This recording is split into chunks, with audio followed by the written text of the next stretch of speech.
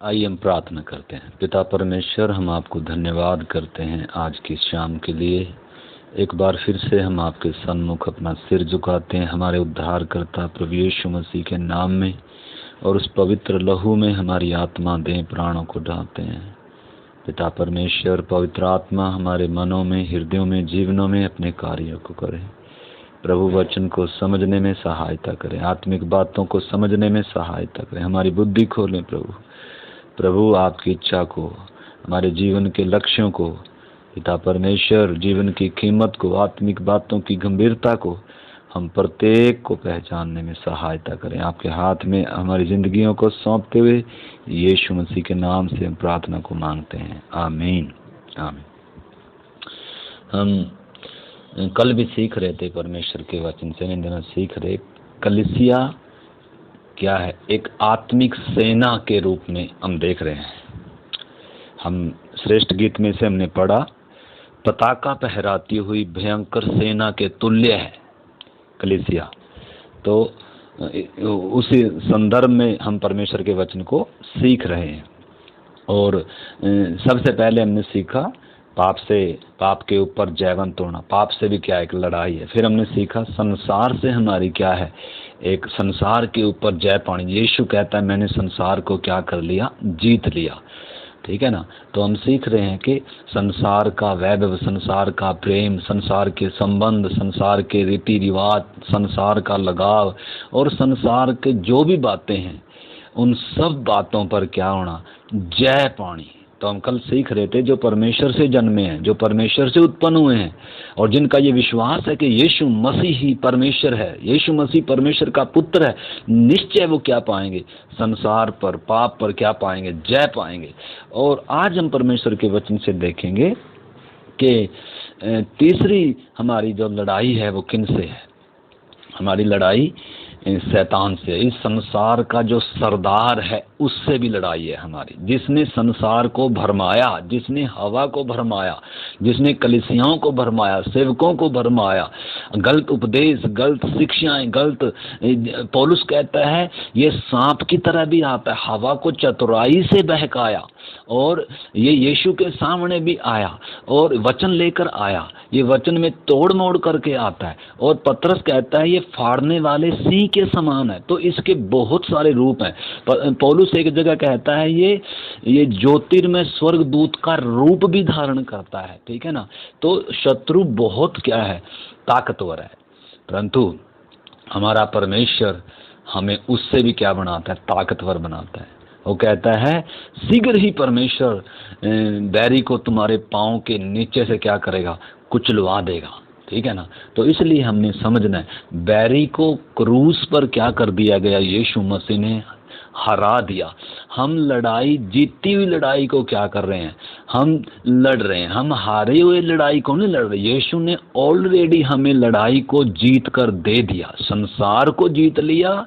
और उसने क्या किया है, उसने पाप के ऊपर जो दंड था, जो न्याय था, वो भी यीशु मसीह ने हमारे लिए क्या बना, वो हमारे लिए इंसान बनकर, और उसने दास बना, और उसने शून्य बना, और उसके साथ साथ वो क्या बना, हमारे लिए जो पाप से रहित था, जो पाप के बिना था, निष्पाप और निष्कलंक था, वो हमारे लिए पाप ठहराया गया, हमारे लिए पाप बना, ताकि पाप के ऊपर क्या गिर सके, परमेश्वर का न्याय गिर सके। तो इसलिए हमने समझना, क्रूस के ऊपर जय जयकार की ध्वनि सुनाई। उसने प्रधानताओं, अधिकारों को और उनको ऊपर से उतार कर उनका खुल्लम खुल्ला तमाशा बनाया। उसने शैतान के सिर को क्या कर दिया, कुचल दिया उसने। तो कलीसिया लड़ाई को, जीती हुई लड़ाई को क्या कर रही है, जीत रही है, लड़ रही है। कैप्टन कौन है, यीशु मसीह है हमारा कैप्टन। हमारे कैप्टन जो हमारे आगे है, सेना का कैप्टन यीशु मसीह है, जो कभी भी हारा नहीं है और कभी हारेगा भी नहीं। बस हमें यीशु मसीह में क्या होना है, उसमें जुड़े रहना है, यीशु मसीह में बने रहना है, तो निश्चय है जय हमारी है। तो लड़ाई है, बहुत मलयुद्ध है। तो हमने समझना है लड़ाई के क्षेत्र कौन कौन से हैं हमारे। लड़ाई हमने शुरू में देखा, पाप से भी क्या है। और उसके बाद हमने देखा कि संसार में भी क्या है, संसार भी क्या है, शत्रु है, संसार पर भी क्या है, पानी हमने जयवंत होना है। और उसके साथ साथ हमें शत्रु से भी क्या करना है, लड़ना है। एक लड़ाई हमारे अंदर भी है, हम उसको बाद में देखेंगे। सबसे पहले हम बाहर की लड़ाई देखेंगे। निश्चय है कि पहले हमें अंदर की लड़ाई भी देखनी है, परंतु आइए हम पहले ये देखते हैं हमारी लड़ाई किन से है। हमारी लड़ाई व्यक्तिगत तौर पर भी और कलीसियाई तौर पर भी, सेना के तौर पर भी, सामूहिक तौर पर भी हमारी लड़ाई किन से है। हम इधर देख सकते हैं। उससे पहले आपको हम सब परमेश्वर के वचन को अंतिम दिनों में, इस लॉकडाउन के समय में, इस कोरोना वायरस के समय में परमेश्वर हमें उन आत्मिक और गहरी बातों को, जयवंत मसीह जीवन क्या है कर कर हमारी लड़ाई किन से है, इन दिनों सीखने का अच्छा क्या दिया है, एक मौका दिया है। परमेश्वर के दास और परमेश्वर की दासी प्रभु की हमें क्या सिखा रहे हैं, आत्मिक लड़ाई के विषय में, जयवंत मसीह जीवन के विषय में, कनान के विजय के उस जीवन के विषय में इन दिनों सिखा रहे हैं। कैसे आपको मालूम है, जब इजरायली लोग मिस्र की गुलामी में पड़े हुए थे तो उधर कोई लड़ाई नहीं थी, वो बेचारा को लड़ना नहीं आता था, वो गुलाम थे। परंतु परमेश्वर ने उनको न केवल गुलामी से छुड़ाया, बल्कि परमेश्वर उनको लाल समुंदर पार कराकर मरुभूमि से लेकर आ रहा है। मरुभूमि से लेकर क्यों आ रहा है? क्योंकि कनान में बहुत क्या हैं, लड़ाइयाँ हैं। तो इसलिए परमेश्वर उनको मिस्र भूमि के रास्ते से ले आ रहा है, ताकि उनको क्या करे, एक सेना के रूप में क्या करे, उनको तैयार करे, उन्हें लड़ना सिखाए, वो क्रम में आए। तो इसलिए परमेश्वर एकदम बड़ी लड़ाई को हमारे सामने नहीं लेकर आता है, परंतु धीरे धीरे हमें लड़ाई के लिए क्या भी कर रहा है। दाऊद कहता है, परमेश्वर यहोवा मुझे क्या करता है, लड़ना सिखाता है, मेरे हाथों को तीर चलाना सिखाता है। वो ऐसा वचन है कर कर उसमें भजन संहिता में लिखा हुआ है। तो इसलिए समझना, परमेश्वर इज़राइल को क्या सिखा रहा था, सबसे पहले उनको धीरे धीरे क्या कर रहा था, ट्रेनिंग कर रहा था। जैसे एक फौज में एक व्यक्ति जब भर्ती होता है तो उसको मालूम नहीं होता कैसे लड़ना है बॉर्डर पर, कैसे हथियार चलाना है, कैसे रिवाल्वर बंदूक चलाना है, कैसे गोला फेंकना है, कैसे तोप चलानी है, कैसे जहाज में से उड़ते हुए क्या करना है, शत्रु के लड़ाई में क्या करना है, उसके ऊपर हमला करना है, उनको कुछ मालूम नहीं होता। परंतु जब सेना में क्या हो गया, भर्ती हो गया, उससे पहले क्या होती है, ट्रेनिंग होती है। तो परमेश्वर इजराइल को भी क्या कर रहा था, मिस्र से छुटकारा देने के बाद मरुभूमि में परमेश्वर उनकी क्या कर रहा था, वास्तव में ट्रेनिंग कर रहा था, उनकी ट्रेनिंग चल रही थी। परंतु दुख की बात है, उन्होंने क्या नहीं किया, उस ट्रेनिंग में बहुत सारे क्या हो गए वो, और 32 लाख उस मरुभूमि में ही क्या हो गए, नाश हो गए। वो क्रम में नहीं आए, वो सिस्टम में नहीं आए, उन्होंने कभी समझा ही नहीं है, उन्होंने समझने के लिए कभी मन ही नहीं लगाया। उनका तो ध्यान बस किधर था, दूध और मधु के देश पर था, या उनका ध्यान किधर था, कनान उसमें था, मिस्र में था।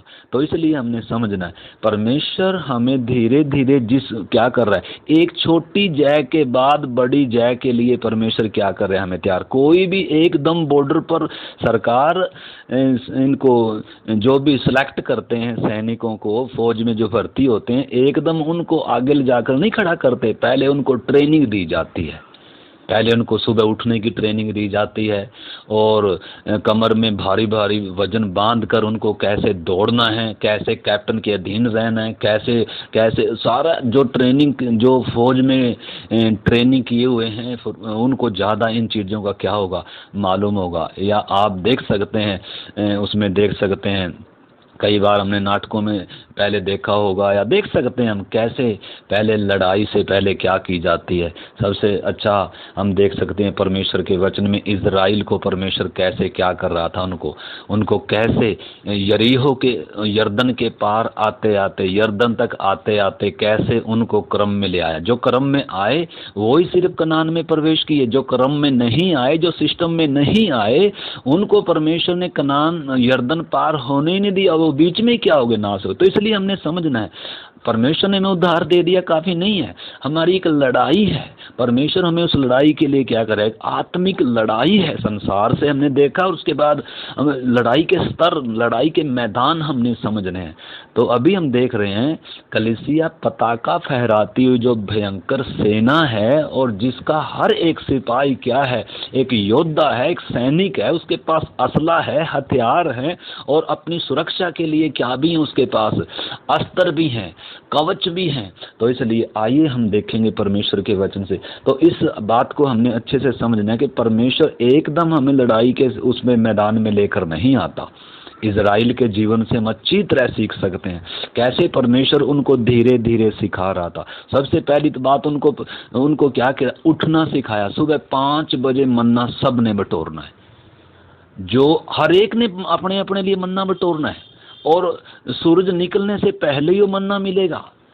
तो धीरे धीरे परमेश्वर उनको क्या कर रहा था, तैयार कर रहा था। और फिर परमेश्वर ने उनके बीच में, जब उनके बीच में मंदिर आ गया, परमेश्वर ने बोला अगर टॉयलेट करने के लिए भी बाहर जाओगे तो खुरपी लेकर जाना है। क्या करना है तुमने, अब छावनी को क्या रखना है, साफ रखना। धीरे धीरे कर कर परमेश्वर उनके जीवन में क्रम को लेकर आ रहा था, और धीरे धीरे उनके अंदर से पहले परमेश्वर क्या कर रहा था, अंदर की लड़ाई क्या कर लें, अपने अपने आपे से पहले क्या करना सीखें, ये लड़ना सीखें।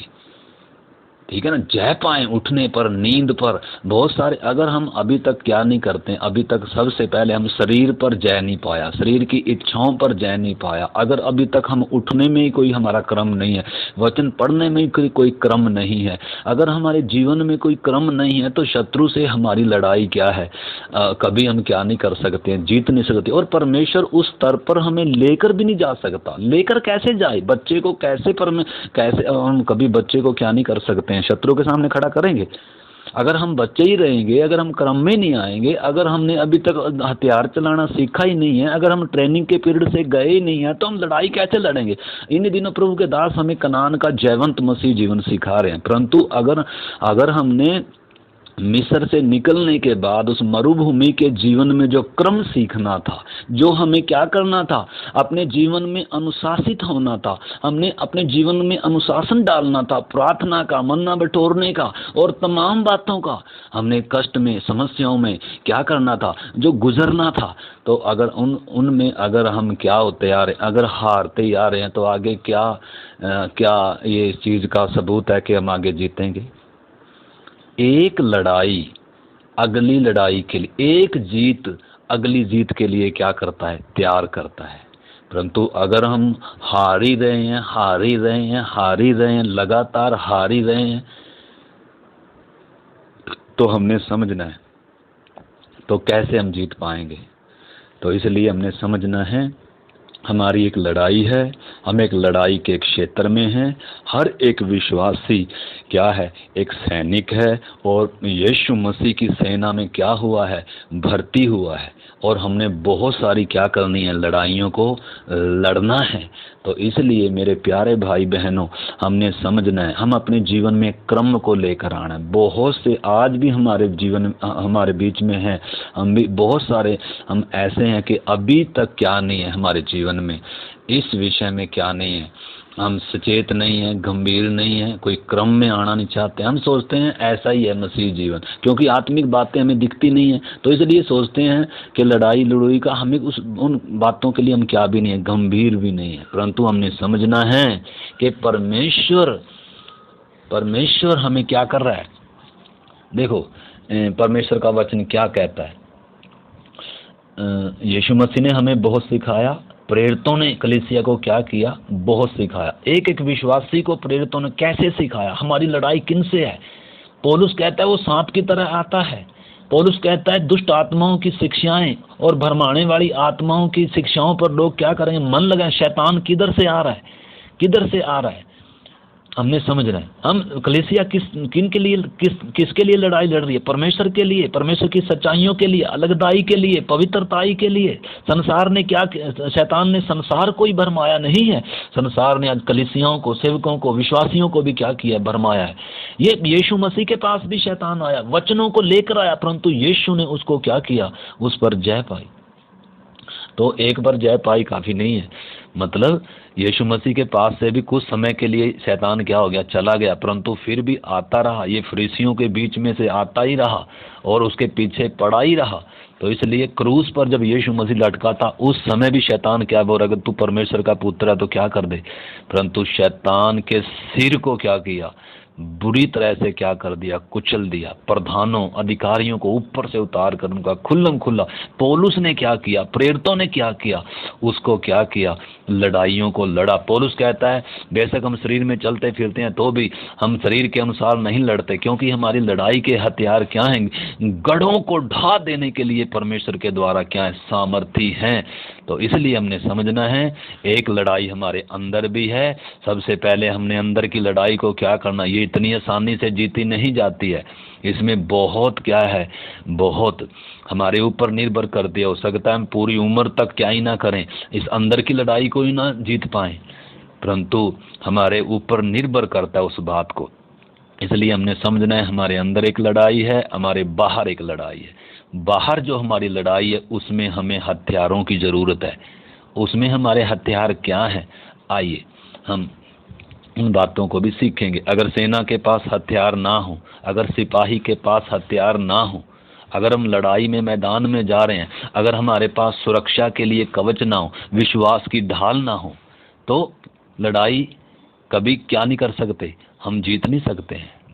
तो इसलिए इन्हीं दिनों परमेश्वर के दास, परमेश्वर की दासी जो हमें आत्मिक लड़ाई के विषय में सिखा रहे हैं। आज भी शाम को आत्मिक लड़ाई का विषय आएगा, हमारी लड़ाई किन से है और ये कितनी गंभीर है, और शत्रु कितना क्या है, धूर्त है, कैसे चालाक है ये, और कैसे ये इसने हवा को, आदम को बहक, और कैसे ये उत्पत्ति से ही देख सकते हैं हम कैसे मनुष्य जाति को भरमाता। हम कल भी सीख रहे थे, इस संसार का भरमाने वाला इबलीस, वो क्या है, वो पुराना सांप, जो इबलिस, जो अजगर, जो क्या कहलाता है, जो शैतान। तो इसलिए हमने समझना हमारी लड़ाई किससे है। तो आइए हम परमेश्वर के वचन से उसको देखेंगे, हमारी लड़ाई किन से है। इफिसियों की पत्री में से 6 अध्याय हम पढ़ेंगे। इसको हम ज़्यादा डिटेल में नहीं लेकर जाएंगे, परमेश्वर की दास दासियों से हम इन विषयों को सीख रहे हैं, तो थोड़ा थोड़ा हम इसमें से देखेंगे। आइए हम 10 से पढ़ते हैं। इफिसियों की पत्री 6 अध्याय 10 वचन। इसलिए प्रभु में और उसकी शक्ति के प्रभाव में बलवंत बनो, परमेश्वर के सारे हथियार बांध लो कि तुम शैतान की युक्तियों के सामने खड़े रह सको, क्योंकि हमारा यह मलयुद्ध लहू और मांस से नहीं, परंतु प्रधानों से और अधिकारियों से और इस संसार के अंधकार के हाकिमों से और उस दुष्ट की आत्मिक सेनाओं से है जो आकाश में है। आपको मालूम है हमारा शत्रु दिखाई नहीं देता है, अगर दिखाई दे तो फिर तो क्या हो। इजराइल की लड़ाई कैसी थी, शारीरिक थी, शत्रुओं से थी, आमने सामने की थी, परंतु हमारी लड़ाई किन से है, हमारी लड़ाई किसी लहू और मांस से नहीं है, मनुष्य से नहीं है, परंतु किससे है, शैतान से, उसकी सेना से।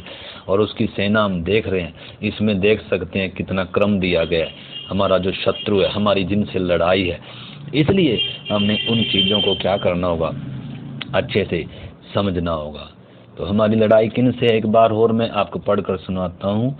इधर लिखा है, परमेश्वर के सारे हथियार बांध लो कि तुम शैतान की युक्तियों के सामने खड़े रह सको, क्योंकि हमारा यह मल्ल युद्ध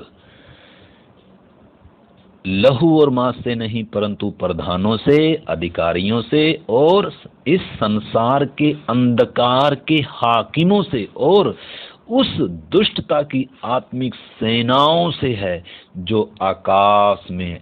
देखो कितना क्रम है, ये एक नहीं है, बहुत है, ये करोड़ों अरबों के हिसाब से हैं शत्रु। आपको मालूम है जिस कॉलोनी में हम रहते हैं उधर का भी एक प्रधान है, अधिकारी है, अंधकार के हाकिम है, उधर भी है। शैतान का पूरा साम्राज्य पूरी पृथ्वी पर है। शैतान एक ही है, शैतान सर्वव्यापी नहीं है, वो एक जगह एक समय में हर जगह उपस्थित नहीं होता, वो एक जगह में एक ही जगह पर रहता है, परंतु उसके आगे क्या है, सेना है, प्रधान, अधिकारी, अंधकार के हाकिम, आकाश में, पृथ्वी पर, जगह जगह पूरा उसका क्या है, साम्राज्य। हम कल देख रहे थे, संसार उसके वश में क्या है, सारा संसार उसके वश में पड़ा है। हर जगह शैतान ने क्या करके रखा, अपना कब्जा करके रखा है, ठीक है ना। तो इसलिए हमें क्या करना, उसके कब्जे से लोगों को छुड़ाना है। हमारी लड़ाई है, हम परमेश्वर ने हमें काम दिया, यीशु ने हमें लड़ाई को जीत कर हमारे हाथ में दिया है। इसलिए हमने उद्धार पा लिया काफ़ी नहीं है, हमने क्या करना है, हमने लड़ना है। हमने प्रभु के लिए क्या करना है, लड़ना है। हमने क्या करना है, शैतान के सिर को कुचलना है और उसकी युक्तियों को पहचानना है। उसके वश में पड़े हुओं को क्या करना है, छुड़ाना है। यीशु ने भी कहा, जब तक बैरी को बांध ना ले कोई, तो उसके घर को कैसे लूट सकता है। परंतु जब हम बैरी को बांध देंगे तभी क्या कर सकते हैं, लूट सकते हैं। हर कॉलोनी में उसके वश में पड़े हुए लोग हैं, हमारे पड़ोसी उसके वश में पड़े लोग हैं। अगर पड़ोसियों को छुड़ाना है तो पहले आमना सामना किससे होना है। वो तो इक्का दुक्का, चलो कई बार परमेश्वर अपने अनुग्रह से किसी को विश्वास में ले आया। हम ये ना सोचे हमने लड़ाई को जीत लिया, नहीं नहीं नहीं। हमारा सारा संसार, हमारी कॉलोनी, हमारा गांव, हमारे क्षेत्र, सब किसके वश में पड़े हुए हैं, शैतान के, प्रधानों के, अधिकारियों के, अंधकार के हाकिमों के वश में पड़ा हुआ है। तो इसलिए यीशु मसीह ने लड़ाई को जीत कर हमारे हाथ में दिया है। इसलिए हमने अपने ट्रेनिंग को क्या करना है, समझना है, अपनी लड़ाई को समझना है।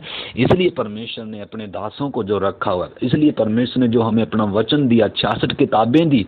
ये वचन सीखना भी क्या है, एक ट्रेनिंग का भाग है। अगर हम वचन नहीं सीखते हैं, अगर हमारे पास वचन ही नहीं है, तो हम लड़ाएंगे क्या। हमारे हथियार अगर हमें मालूम नहीं हमारी लड़ाई किससे है, हमारे हथियार क्या हैं और लड़ाई कैसी है और कितनी गंभीर है, अगर हमें पता नहीं। बहुत सारे विश्वासियों को बस उद्धार पा लिया और स्वर्ग के लिए क्या कर रहे हैं, चल रहे हैं, मतलब आत्मिक बातों के लिए क्या नहीं है, जयवंत मसीह जीवन क्या है कर कर उनको थोड़ा सा भी क्या नहीं है। तो इसलिए मेरे प्यारे भाई बहनों, इन बातों को हमें क्या करना पड़ेगा, समझना पड़ेगा। तो हमारी लड़ाई किन से है, अभी हमने देखा है। और इसके साथ साथ हमने ये भी देखना है कि लड़ाई हमारी किन से वो देखा, और हमारे हथियार कौन से हैं जो हमने क्या करने हैं, धारण करने हैं। तो सबसे पहले तो हमने देखा प्रभु में और उसकी शक्ति के प्रभाव में क्या होना है, बलवंत होना है। और दूसरी बात है, पहले परमेश्वर में, प्रभु में क्या होना, उसकी शक्ति के प्रभाव में, आत्मा के बल से क्या होना है, हमें बलवंत होना है। प्रभु में बलवंत होना है हमने।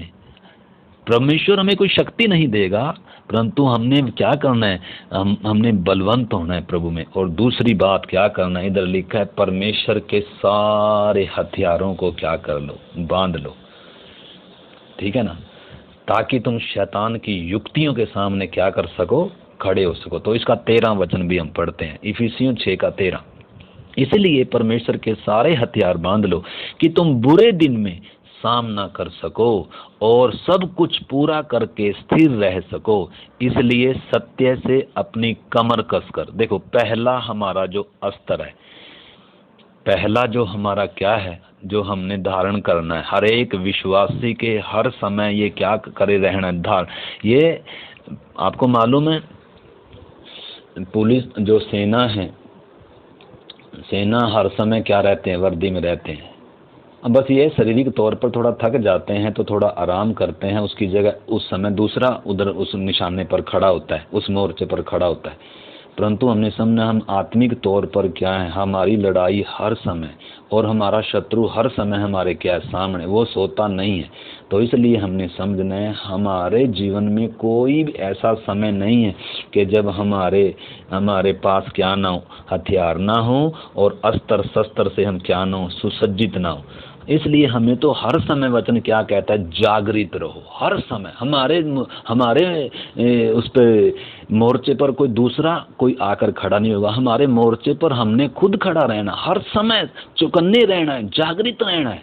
हमारी लड़ाई किससे है, शत्रु कभी सोएगा नहीं। तो इसलिए हमने भले ही शारीरिक रीति से हम आराम कर रहे हैं तो भी आत्मा में हर समय क्या रहना है, हमें जागृत रहना है, ठीक है ना। तो इसलिए इधर हम देख रहे हैं परमेश्वर के वचन से लिखा है, 14 वचन में हमने पढ़ा, इसलिए सत्य से अपनी कमर कसकर। सबसे पहला हमारा क्या, सच्चाई की कमर बंद होनी है हमारे पास। अगर सच्चाई की कमर बंद नहीं है, अगर हमारे जीवन में सच्चाई नहीं है, एक छोटा सा झूठ हमारे इस सबसे बड़े जो हमारी सुरक्षा का ये जो कवच है क्या है, सच्चाई की जो कमरबंद है, एक छोटा सा झूठ क्या कर देगा। अगर फौजी के पास बेल्ट नहीं होगी ना, सच्चाई की बेल्ट, तो वो क्या नहीं कर सकता, वो कैसे वो लड़ेगा। तो फौजी के पास क्या होती है, पूरी वर्दी में होता है, वो पूरी वर्दी में होता है, अस्त्र शस्त्र पूरे क्या होते हैं, धारण किए होते हैं हर समय। तो इधर सबसे पहले जो अस्त्र है वो क्या है, सच्चाई की कमरबंद है, बेल्ट है, और उसके अलावा और धार्मिकता की झिलम पहनकर, झिलम भी होना है हमारे ऊपर। आपको मालूम है शत्रु क्या करता है जब हमला करता है। अब कितने इधर हमने देखा था विकास दुबे के, जब वो उसको गिरफ्तार करने के लिए पुलिस गई थी, तक डाकू को पुलिस पकड़ने के लिए गई, एक मुजरिम को पुलिस पकड़ने के लिए गई, तो भी जो कुछ लोगों ने क्या डाल रखा था, अंदर क्या डाल रखा था उन्होंने, वो कवच डाल रखा था, जिसके अंदर से गोली क्या नहीं कर सकती, भेद नहीं सकती। तो जिन्होंने कवच डाल रखा था वो क्या हो गए, वो बच गए, वो कवच के कारण क्या हो गए, बच गए। जिन्होंने नहीं डाल रखा था वो क्या हो गए, वो क्या हो गए, गोली उनको लग गई और वो क्या हो गए, मर गए। 10 कितने मरे थे पिछले दिनों कानपुर में। तो इसलिए हमने समझना है, जब हम शत्रु से हमारा सामना है, तो अगर हमारे पास शस्त्र नहीं है, अस्त्र नहीं है, अगर हम सुरक्षित नहीं है, सबसे पहले तो हमने अपनी सुरक्षा के लिए क्या करना है, अस्त्रों को धारण करना है। तो सच्चाई की कमर बंद है, और धार्मिकता की क्या है, झिलम है, और पाँव में मेल के सुसमाचार की तैयारी का क्या है, जूता है, मेल की सुसमाचार की तैयारी का जूता। और इधर लिखा है, और क्या है इधर, उसमें लिखा है पहनकर, और इन सब के ऊपर, इन सब के साथ विश्वास की ढाल लेकर स्थिर रहो, जिससे तुम उस दुष्ट के सब जलते हुए तीरों को क्या कर सको, बुझा सको। तो सत्य से कमर बांधना, धार्मिकता की झिलम को पहनना, पाँव में जो जूता है वो मेल का सुसमाचार की तैयारी का जूता है, और जो हमारी ढाल है वो हमारा क्या है, विश्वास है। और इसके अलावा एक और है, विश्वास की ढाल लेकर, और लिखा है, और उद्धार का टोप, उद्धार का टोप पहनकर। क्या भी है, अगर उद्धार का टोप नहीं है, आपको मालूम है टोप जैसे हेलमेट होता है, हेलमेट अगर हम सफ़र में हेलमेट नहीं डाल रखा तो हेलमेट कितना ज़रूरी है, हेलमेट हमारी सुरक्षा के लिए ज़रूरी है। कितने एक्सीडेंट होते हैं, अगर हेलमेट नहीं है तो वो क्या हो जाते हैं, मर जाते हैं। तो हेलमेट हमारी सुरक्षा के लिए है, हमने समझना है हेलमेट।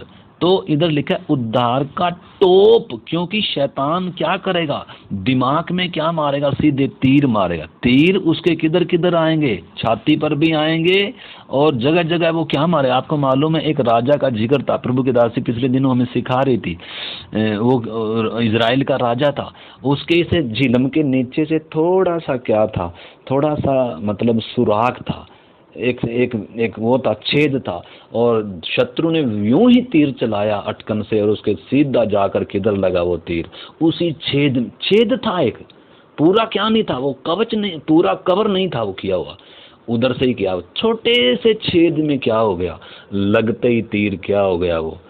तो शैतान के जलते हुए तीर किधर किधर आएंगे, हमारे दिमाग में भी आते हैं, हमारे सिर पर क्या होना है, सिर अगर हमारा क्या नहीं है, सुरक्षित नहीं है, कवच के अंदर नहीं है, उद्धार का टोप पहने हुए नहीं है, और उसके साथ साथ जो हमने ऊपर देखा, जो अस्त्र बाकी भी हैं, सच्चाई की कमरबंद है, धार्मिकता की झिलम है, जूता भी है, और उसके साथ साथ हमने क्या देखा, विश्वास की बड़ी सी क्या भी है, ढाल भी है।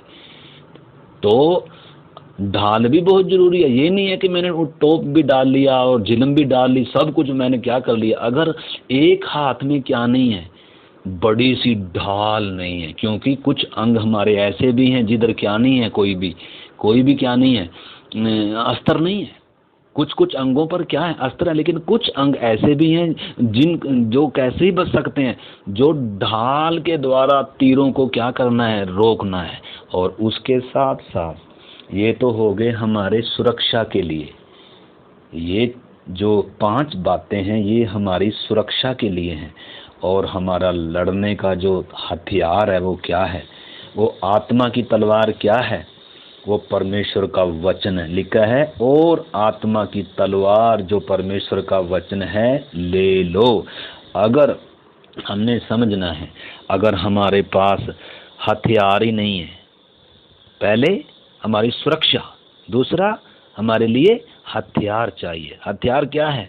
परमेश्वर का वचन है। तो इन हथियारों के साथ, इन शस्त्रों के साथ हम शैतान से क्या कर सकते हैं? इनके साथ ही लड़ सकते हैं, अपने बुद्धि से, अपने दिमाग से, अपने तरीके से नहीं। और इनमें हथियार हमारा क्या है?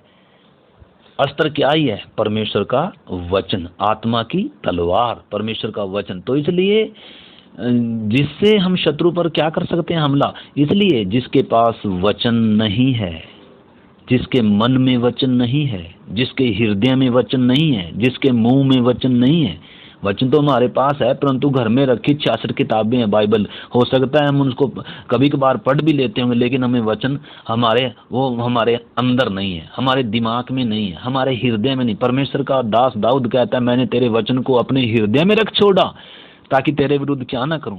तो इधर हमने इफिसियों में पढ़ा, परमेश्वर के सारे हथियारों को क्या कर लो? बांध लो। तो हमने सारे हथियार, शैतान कौन सा वचन लेकर आएगा, अगर हमारी उस वचन को किस रीति से उसका हमने सामना करना है। यीशु मसीह के व्यवस्था पूरे अंतकरण में बसी हुई थी। यीशु मसीह ने, जो स्वयं परमेश्वर भी था लेकिन उसने मनुष्य होने के नाते वचन को सीखा है। बचपन से यहूदी लोग क्या करते, अपने बच्चे को 12 साल की उम्र में क्या करना है, पूरी व्यवस्था को क्या करते हैं, सिखाना है। आज भी हम देख, मुसलमानों को देख लो, मुसलमान के बच्चे क्या करते हैं, कलमे को पूरा उससे पढ़ते हैं। लेकिन अगर हमें वचन, देखो हमें संडे स्कूल का क्या कितना जरूरी है। संडे स्कूल हमारे बच्चों को भी बचपन से क्या करें। परमेश्वर का दास पौलुस कहता है, तीमुथियुस को कह रहा है, बचपन ही से पवित्र शास्त्र तेरा जाना हुआ है। अगर हम पवित्र शास्त्र को जानते ही नहीं है, हम नाम के वास्ते पढ़ते हैं, हम पास्टर के फोर्स करने से ही अगर हम वचन पढ़ते हैं तो हम समझ सकते हैं, हम इन चीज़ों को थोड़ा सा सोच विचार कर सकते हैं, हम लड़ाई लड़ेंगे कैसे फिर। और ऐसा नहीं है कि हम बिना लड़ाई लड़े किधर पहुंच जाएं। जयवंत जीवन हम जी नहीं सकते, संसार में हम रह भी नहीं सकते, हमारी लड़ाई है किसी से।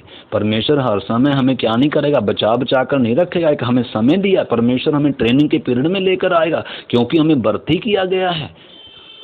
तो इसलिए हमने अपने भर्ती करने वाले को क्या करना है, प्रसन्न करना है, और विधि के अनुसार क्या करना है, हमने लड़ना है।